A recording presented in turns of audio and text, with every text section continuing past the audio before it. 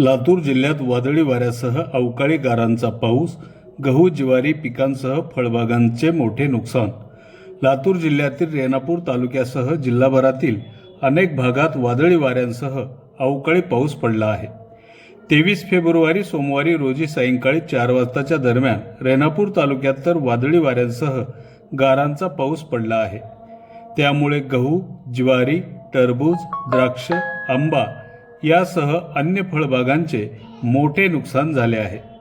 तर जिल्ह्यातील अनेक भागात वादळी वाऱ्यांसह पाऊस झाल्याने अनेक ठिकाणी मोठमोठी झाडे उन्मळून पडली आहेत।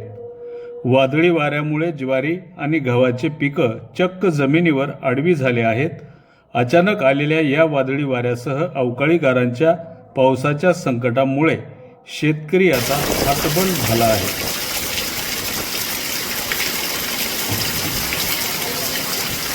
बापरे गारे, अरे बापरे, अरे गारे भगवान भगवान, गार गुंडा, अरे बाबू,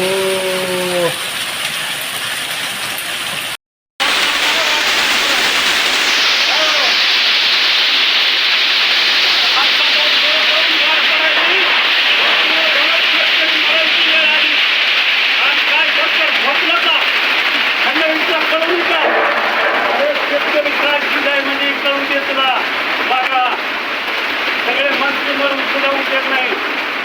हा ही हालत आहे तुमच्या बाई।